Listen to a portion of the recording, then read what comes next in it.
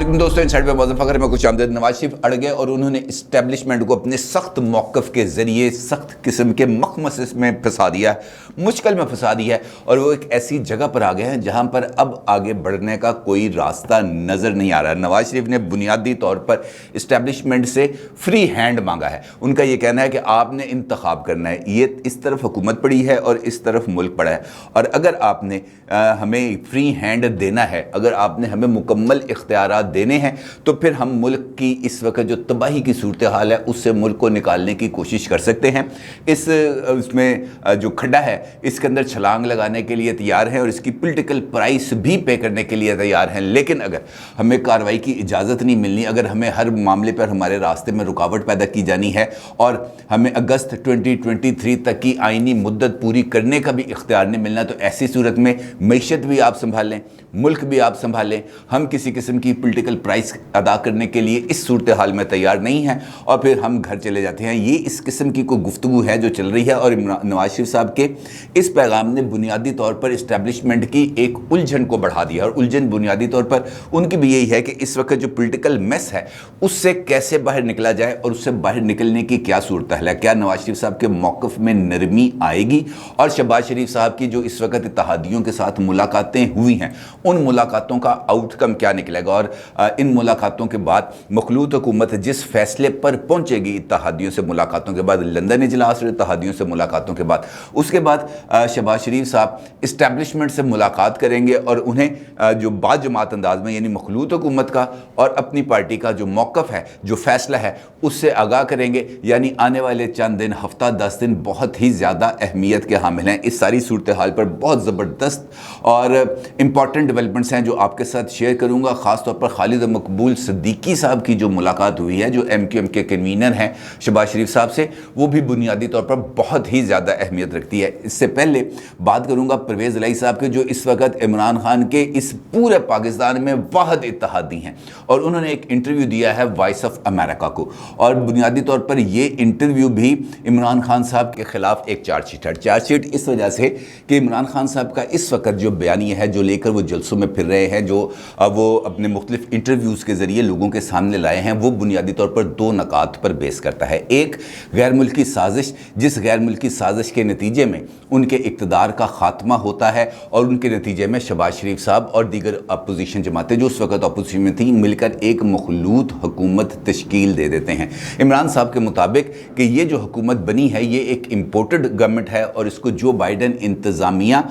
एक साजिश के ज़रिए इक़्तिदार में लेके आई थी, क्योंकि इमरान खान साहब ने उनके सामने घुटने टेकने से इनकार कर दिया था और उनको एब्सोल्युटली नॉट कहा था। अब इस नुक्ते पर जो परवेज़ इलाही साहब हैं वो मुत्तफ़िक नज़र नहीं आते, क्योंकि उनका ये कहना है इस सारे मामले पर कि इस वक्त अगर इस पर बात करेंगे तो इससे इख्तलाफात बढ़ेंगे, इससे सूरत हाल ख़राब होगी। यानी वो बयानिया जिसको लेकर इमरान खान साहब आगे बढ़ रहे हैं, वॉइस ऑफ अमेरिका के साथ इंटरव्यू में परवेज़ इलाही ने खुद इस बयानिए को बाय करने से इनकार कर दिया और इस बयानिए के हक़ में उन्होंने एक जुमला अदा नहीं किया, बल्कि नो कमेंट्स या एक सेफ पैसेज ले लिया, ये कहते हुए कि ये वो मुनासिब वक्त नहीं है जब इसके ऊपर बात की जा सके। दूसरा नुक्ता है इमरान खान साहब के बयानिया का और वो है न्यूट्रल्स। और अब इमरान खान साहब वाज़े तौर पर इस न्यूट्रल्स और मीर जाफ़र मीर सादक के बयानिए को इस तरफ ले आए हैं जहाँ पर उन्होंने क्लैरिटी के साथ इस बात का इजहार कर दिया है कि जब जब वो न्यूट्रल्स का जिक्र करते हैं तो उनका इशारा फ़ौज की तरफ होता है और बुनियादी तौर पर वो इस्टेब्लिशमेंट को इस मामले पर टारगेट करते हैं न्यूट्रल के हवाले से और ख़ास तौर पर उस बयानिए को लेकर जिसको वो आगे लेकर चल रहे हैं। परवेज़ इलाही साहब ने इस पर भी इमरान खान साहब के ख़िलाफ़ एक बयानिया या अपना मौक़िफ़ रखा। वो ये कहते हैं कि इमरान खान की तरफ से ये कहना कि वो न्यूट्रल्स नहीं थे, यानी इस्टेब्लिशमेंट उनके ख़िलाफ़ तरीके अदम एतमाद में न्यूट्रल नहीं थी, ये बात 100% ही गलत है। क्योंकि पहली मरतबा है पाकिस्तान की तारीख़ में बकौल परवेज़ इलाही कि इस्टेब्लिशमेंट इस हद तक न्यूट्रल हुई है कि वो किसी भी मामले में मुदाखलत नहीं कर रही, किसी को फ़ोन कॉल नहीं कर रही, किसी के साथ राब्ते में नहीं है। पॉलिटिकल उनकी जो इंटरवेंशन है वो मुकम्मल तौर पर ख़त्म हो चुकी है और वो सिर्फ़ और सिर्फ अपने दायरा कार के अंदर जाकर महदूद हो गए। ये परवेज़ इलाही साहब का कहना है और उनका ये भी कहना है कि इमरान खान साहब को बार बार इस बात का हमारी तरफ से ये पैगाम भिजवाया गया है कि जनाब आप सियासी मामलात में फ़ौज को या इस्टेब्लिशमेंट को इन्वॉल्व ना करें, उनको टारगेट ना बनाएं, बल्कि इस्टेब्लिशमेंट से लड़ाई की बजाय इमरान खान सियासी मुखालफीन को टफ टाइम दे, उन्हें हिट करें, उन्हें निशाना बनाएं। उससे उनको ज़ाती फ़ायदा हो सकता है, उससे उनको पॉलिटिकल फ़ायदा हो सकता है। और इसके साथ साथ परवेज़ इलाही साहब का ये भी कहना है कि इतनी न्यूट्रलिटी इस्टेब्लिशमेंट की तरफ से इससे पहले नहीं आई, और इसका सबूत यह है कि सिटिंग गवर्नमेंट के खिलाफ तहरीक अदम एतमाद आती भी है और कामयाब भी हो जाती है। जब उनसे इस बारे में सवाल पूछा गया चौधरी परवेज़ इलाही साहब से कि सब कुछ आपने तय कर लिया, मुस्लिम लीग नून के साथ भी, आसिफ अली जरदारी साहब के साथ भी और दीगर जमातों के साथ भी, और उसके नतीजे में आपको मुस्लिम लीग नून की तरफ से चीफ मिनिस्टरशिप ऑफर भी कर दी गई, तो क्या वजह है कि आपने मुस्लिम लीग नून का साथ नहीं दिया? तो उस पर उन्होंने माजी के हवाले दिए कि माजी में जब जब भी हमने मुस्लिम लीग नून का साथ दिया, मुस्लिम लीग नून ने हमारे साथ धोखा किया और हम नहीं चाहते थे कि माजी की तारीख दोहराई जाए, लिहाजा हमने इस मरतबा मुस्लिम लीग नून का साथ देने से गुरेज किया और हमने फैसला किया कि हम उनका साथ नहीं देंगे। इसके साथ साथ उन्होंने इंटरव्यू के अंदर वॉइस ऑफ अमेरिका के साथ एक और इंकशाफ किया, और वो इंकशाफ भी बहुत ही ज़्यादा हैरत अंगेज़ है, क्योंकि इमरान खान साहब का बुनियादी मुतालबा है इलेक्शंस करवाने का कि जनाब फौरी तौर पर इलेक्शंस कराएं ताकि मुल्क इस मेस से निकल जाए। परवेज़ इलाही साहब ये कहते हैं कि इमरान खान बुनियादी तौर पर सिर्फ़ और सिर्फ नेशनल असम्बली के इलेक्शन चाहते हैं, वो बाकी सूबाई असम्बलियों के इलेक्शन नहीं चाहते। वो कहते हैं कि इलेक्शंस हों, सिर्फ और सिर्फ नेशनल असम्बली के इलेक्शंस हों और सूबाई असम्बलियां अपनी मुद्दत पूरी करें, यानी इमरान खान साहब अपनी KPK की गवर्नमेंट से हाथ नहीं धोना चाहते। अब सवाल ये पैदा होता है कि इमरान खान साहब इलेक्शन चाहते हैं, नेशनल लेवल के चाहते हैं, वो सूबाई असम्बली के इलेक्शन नहीं चाहते, तो इसकी बुनियादी तौर पर वजह क्या हो सकती है? और मेरे नज़दीक इसकी सिंपल दो वजूहात हैं। एक कि वो KPK की गवर्नमेंट को इस वजह से अपने हाथ में रखना चाहते हैं ताकि वो सूबाई हुकूमत के जो असर है, असर व रसूख है या उसके इख्तियारात हैं, उसको इस्तेमाल करते हुए कम अज़ कम अपनी जो होम कॉन्सिक्वेंसी है यानी खैबर पख्तूनख्वा उसको सिक्योर कर सके। दूसरी वजह उसकी ये सामने आ सकती है कि इमरान खान साहब के पास चूँकि इस वक्त कोई ATM उनकी जेब में नहीं है जो उनकी इंतखाबी मुहिम का खर्चा उठा सके, और जिस तरीके से अभी तक तमाम जलसों में उनकी आमदोरफ्त का खर्चा उठाया हुआ खैबर पख्तूनख्वा की गवर्नमेंट ने, इसी तरीके से इन इलेक्शंस का खर्चा भी खैबर पख्तूनख्वा की हुकूमत उठाए। और अब चूँकि वहाँ पर उन्होंने बलदियाती इंतखाबात करा दिए हैं, वहाँ पर आधे खैबर पख्तूनख्वा में उनकी हुकूमत है, आधे में JUIF की हुकूमत है, लिहाजा वो अपने इस हुकूमती असर रसूख को इन नेशनल असम्बली की जो कॉन्सिक्वेंसेस हैं वहाँ पर इस्तेमाल कर सकते हैं। लेकिन ऐसा होता मुमकिन नज़र नहीं आता, क्योंकि पाकिस्तान में ऐसा कभी हुआ नहीं कि आपने 1.5 साल पहले आप नेशनल असम्बली के इलेक्शन करा दें, सूबाई हुकूमतें अपनी मुद्दत पूरी करें,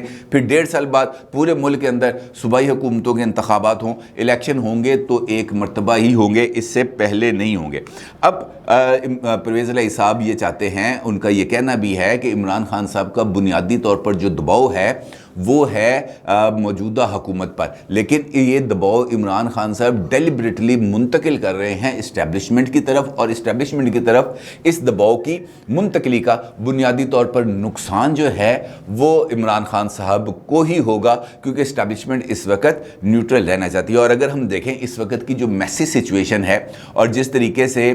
नून लीग ने इस सूरत हाल में अपने लिए गुंजाइशें तैयार करना या अपने जो पोलिटिकल असर रसूख है उसको बढ़ाने की कोशिश की है, लंदन इजलास के अंदर बड़ी क्लैरिटी के साथ फैसले किए गए हैं, वो भी अब इस्टेब्लिशमेंट के लिए एक बहुत बड़ा चैलेंज बनने जा रहा है। बुनियादी तौर पर लंदन इजलास में हुआ क्या? लंदन इजलास में 3 चीज़ें डिस्कशन में आई। नंबर 1, पाकिस्तान का इकनॉमिक क्राइसिस और IMF के साथ शौकत तरीन साहब की तरफ से किया जाने वाला मुआहदा, जिसके तहत तमाम सब्सिडीज़ को ज़ीरो किया जाना था, और उस मुआहदे के नतीजे में नेशनल असम्बली से मिनी फाइनेंस बिल की मंजूरी। अब उसका जो एक कीमत है वो अदा करनी पड़ेगी, क्योंकि इमरान खान साहब जाते जाते पेट्रोलियम और बिजली की कीमतों को फ्रीज कर गए थे जून तक के लिए। अब अगर जून के बाद इन कीमतों में इजाफा किया जाता है तो फिर बहुत ज़्यादा पाकिस्तान के अंदर महंगाई का भी तूफ़ान आएगा और इन्फ्लेशन भी एकदम बहुत बढ़ेगी। और अगर पाकिस्तान इन कीमतों पर, जिस तरह मौजूदा हुकूमत ने इन कीमतों के अंदर किसी भी तरह का रद्दोबदल नहीं किया, तो उसका इकनॉमिक एक्टिविटीज़ पर भी नुकसान आ रहा है। पाकिस्तानी रुपया जो है उसकी कदर भी घटती चली जा रही है और डॉलर इस वक्त 194 रुपये का ट्रेड हो रहा है। और इस वक्त जो पाकिस्तान स्टॉक एक्सचेंज है, आज के दिन भी उसकी जो वैल्यू है वो तकरीबन 1100 पॉइंट्स नीचे आई है, जिसका मतलब ये है कि इस वक्त मुकामी सरमायाकारों का भी, गैर मुल्की सरमायाकारों की बात नहीं कर रहा, मुल्की सरमायाकारों का भी मुल्की मईशत पर एतमाद डामाडोल हो चुका है। अच्छा, ये वो सूरत हाल है जिसका पॉलिटिकल एक कीमत है मुश्किल फैसले की जो अदा करनी पड़ेगी, और शहबाज शरीफ साहब चूँकि मुस्लिम लीग नून ही हैं, लिहाजा इसकी जो बुनियादी कीमत है वो मुस्लिम लीग नून को चुकानी पड़ेगी। अब मुस्लिम लीग नून का जो मौक़िफ़ है इस मामले में, यानी नवाज शरीफ साहब का जो मौक़िफ़ है वो ये है कि हम ये पॉलिटिकल कीमत चुकाने के लिए तैयार हैं, लेकिन इसकी कुछ शराइत होंगी, और नवाज शरीफ साहब ने कहा है कि ये शराइत हतमी हैं, इससे पीछे किसी भी किस्म का कोई कंप्रोमाइज़ मुमकिन नहीं। यानी नवाज शरीफ साहब अपनी शर्तों के ऊपर अब अड़ गए हैं, उनका जी इसके ऊपर इसके बाद कोई कॉम्प्रोमाइज़ नहीं है। अब वो बुनियादी शराइत क्या है? नंबर 1 कि अगर हमें हुकूमत चलानी है, अगर हमने मुश्किल फ़ैसले करने हैं, तो उसके बाद हमें आगे बढ़ने का रास्ता भी खुद तलाश करना है, और इस दौरान किसी भी किस्म की अनस्टेबिलिटी मुल्की मईशत को बहुत ज़्यादा नुकसान पहुँचा देगी, क्योंकि Pakistan is very near to default, और अगर हमने उस डिफ़ॉल्ट को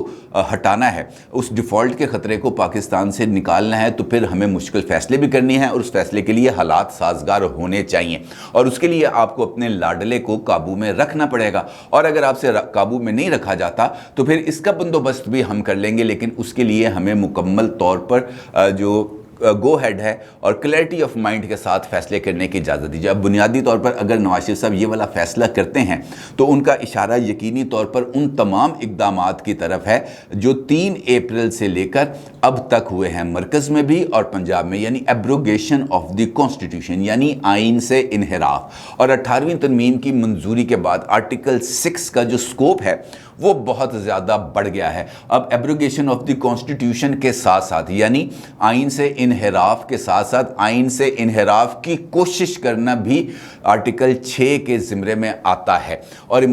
नवाज शरीफ साहब इस बात पर बड़े मुत्तफ़िक हैं, बहुत ज़्यादा उनका इस बारे में जैसे हम कह सकते हैं इस पर उनकी राय पुख्ता हो चुकी है कि इस अमल का आगाज़ होना चाहिए, और इस अमल का आगाज़ पंजाब से होना चाहिए, जहाँ पर PTI के जो गवर्नर हैं उमर सरफराज चीमा साहब, उन्होंने सरीहन आइन की खिलाफ वर्जी की, और लाहौर हाई कोर्ट का जो फैसला है वो इस बात का सबूत है, जहाँ पर बाकायदा तौर पर उमर सरफराज चीमा साहब के हवाले से ये लाइंस लिखी गई हैं कि गवर्नर साहब का जो अमल है वो आइन से इनहराफ है। लिहाजा ना सिर्फ इधर से आगाज़ होना चाहिए, बल्कि मोहम्मद खान भट्टी साहब जो सेक्रेटरी असम्बली पंजाब हैं, उनका भी जो कॉन्डक्ट है वो आइन से और उनकी अपनी ऑफिशियल जिम्मेदारियों से इनहराफ के मुतरादिफ है, लिहाजा उनके खिलाफ भी कार्रवाई होनी चाहिए। नेशनल असम्बली के हवाले से सुप्रीम कोर्ट ऑफ पाकिस्तान का जो फैसला है, उनको सुओ मोटो नोटिस के में, उसमें उन्होंने डिप्टी स्पीकर कासिम खान सूरी की जो रूलिंग है उसको गैर आइनी करार देते हुए काला दम करार दिया, यानी उस फैसले की रोशनी के जो असरात हैं वो कासिम खान सूरी साहब पे भी आते हैं, और नवाज शरीफ साहब आर्टिकल 6 के तहत कार्रवाई के लिए मुकम्मल तौर पर कन्विंस्ड हैं, और शायद यही वजह है कि बिलावल साहब ने भी नेशनल असम्बली में खिताब करते हुए एक पार्लिमानी कमीशन इन तमाम वाक़यात की तहकीकात के लिए बनाने का जो है वो उसकी अपील की थी स्पीकर नेशनल असम्बली से, जिसे उन्होंने मंजूर कर लिया था। अब इस सूरत हाल में शहबाज शरीफ साहब मुलाकातें कर रहे हैं इत्तेहादी जमातों के साथ, और सबसे इम्पॉर्टेंट इत्तेहादी हैं इस वक्त MQM, और सबको मालूम है कि MQM हो या बलूचिस्तान अवामी पार्टी हो, इनकी तरफ से जो भी बात सामने आती है वो खारिज इल्लत नहीं होती, उसको हम इशारा भी समझ सकते हैं, उसको हम पैगाम भी समझ सकते हैं, हम उसको उनकी पॉलिटिकल विजडम का इजहार भी समझते हैं। खालिद मकबूल सिद्दीकी साहब की मुलाकात हुई और शहबाज शरीफ साहब से, जहाँ पर शहबाज शरीफ साहब ने लंदन में होने वाले तमाम तर वाक़यात से उनको आगाह किया, तमाम सूरत हाल से उनको आगाह किया, जिस पर खालिद मकबूल सिद्दीकी साहब ने उनको कहा, खालिद मकबूल सिद्दीकी साहब ने उन्होंने कहा कि जनाब ये जो आप आइनी तरमीम की बात कर रहे हैं या आप आइनी इस्लाहात की बात कर रहे हैं, इंतखाबी इस्लाहात की बात कर रहे हैं, ये काम है 7 दिन का, 7 दिन के अंदर अंदर ये सारा काम कंप्लीट करें और इलेक्शन को अनाउंस कर दें, या आपने अगर उससे भी आगे बढ़ना है ये इंतखाबी इस्लाहात को कंप्लीट करें, बजट पेश करें, हफ्ते 10 दिन के अंदर बजट मंजूर करें और नेशनल असम्बली डिज़ोल्व कर दें। नेशनल असम्बली डिज़ोल्व करने के बाद हमें इलेक्शंस में जाना चाहिए, और इलेक्शन में जाने में कोई हर्ज नहीं है, हमें इलेक्शन में जाने से नहीं डरना चाहिए। खालिद मकबूल सिद्दीकी साहब की तरफ से अगर ये पैगाम है तो इस पैगाम को अब समझने के लिए कोई रॉकेट साइंस की ज़रूरत नहीं है। लेकिन यहाँ पर इस नुक्ते पर भी आकर इस्टेब्लिशमेंट का एक मखमसा सामने आता है, क्योंकि इस्टेब्लिशमेंट को भी इस बात का अंदाज़ा है कि इस वक्त पाकिस्तान कहाँ पर खड़ा है, सियासी हालात कहाँ पर हैं, मुल्की मीशत किस जगह पर खड़ी है, मुल्की मीशत को इस भंवर से निकालना है तो कैसे निकालना है, या मुल्क को खड़े होकर डूबते हुए देखना है। अगर तो ऐसा करना है फिर तो कोई हर्ज नहीं है। लेकिन अगर वाकईतन मुल्क को इस बहरान से निकालना है तो दो ही रास्ते हैं, या तो इकोनॉमिक सर्वाइवल की लड़ाई लड़ी जाए और मौजूदा हुकूमत को टर्म पूरी करने का मौका दिया जाए, दूसरी सूरत है नए इलेक्शंस कराए जाएं। लेकिन इस्टेब्लिशमेंट के सामने ये वाला चैलेंज भी एक तो मौजूद है कि नए इलेक्शंस करा तो दें, लेकिन इमरान खान को कौन संभालेगा? क्योंकि इस वक्त इमरान खान साहब